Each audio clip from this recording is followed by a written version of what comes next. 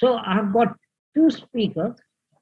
One is Ahmad Shahidov, who is from Azerbaijan, and Gulnara Shahidov from Armenia. So I'm going to give the floor to Ahmad Shahidov first, and then to Gulnara afterwards. But Ahmad, when you start, just let us know who you are and what you do. Thank you, Mr. Mehta. Greetings from Baku, Azerbaijan. I am Ahmad Shahidov, head of Azerbaijan Institute for Democracy and Human Rights.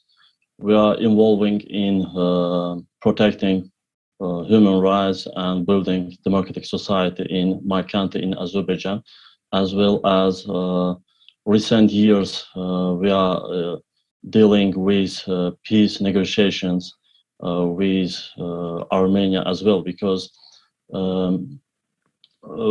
the events in the world, especially the Ukrainian-Russian war, once again show that all we must be mobilized for peace today. So first of all, I would like to briefly tell you about the ongoing peace process in my country, in Azerbaijan today. As you know, Azerbaijani lands have been under occupation for 30 years, and despite 4 UN Security Council resolutions, our neighbor Armenia has been illegally occupying 20% of Azerbaijani lands. So the territorial integrity and the inviolability of borders are an important element in all laws, as you know. The border is the how to say, door to our house, and everyone protects their home. It is a natural instinct. In short, this occupation ended in 2020, but unfortunately 30 years of peace talks with Armenia have failed, and the conflict between the parties ended in war. But today I do not want to talk about the war much, because the painful days are over, and today we are working on peace talks with Armenia.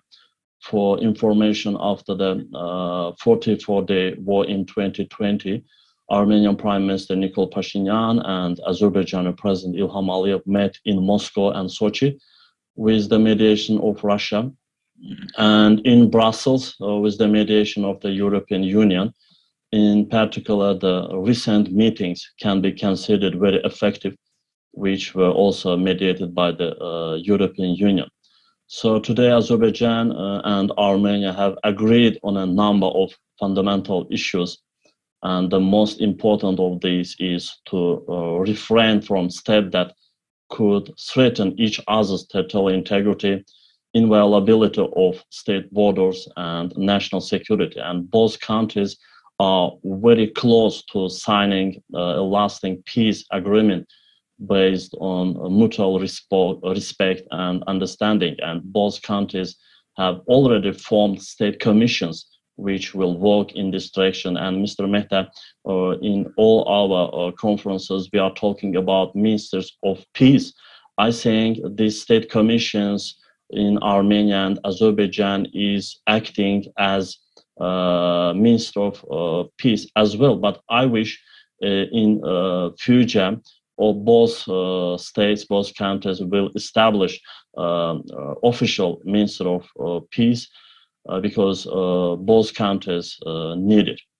So it's clear that the war has just ended, and some people are still living with feelings of revanchism and revenge in Armenia, in Azerbaijan as well. I do not want to blame any side here, because my intentions is to make peace between the sides. But one thing must be understood, that the alternative to peace is war, death, and pain. And we saw and lived it in 2020. Both Armenia and Azerbaijan had lost in this 44-day Karabakh war. And in a war, there is no winner or no loser. I think everyone loses.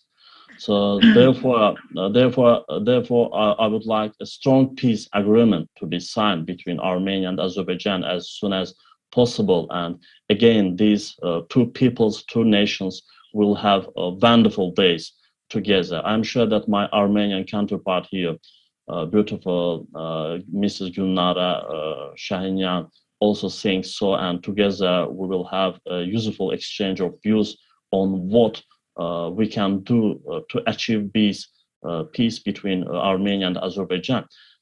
Because peacemaking is not just the job of states and governments and leaders. We must be more active in this matter. And as representatives of civil society, we can make a great contribution.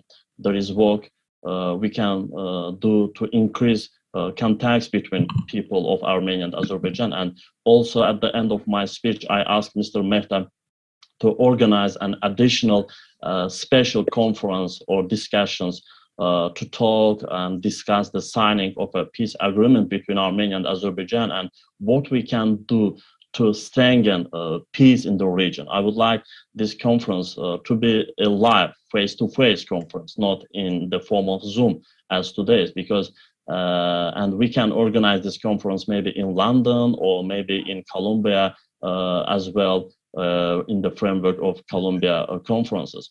And for my part, I'm ready to do whatever is necessary, because our desire is peace, and the alternative to peace is war, and we do not want war. Thank you. Thank you for your attention. Okay. Thank you, Ahmad, for your contribution. And now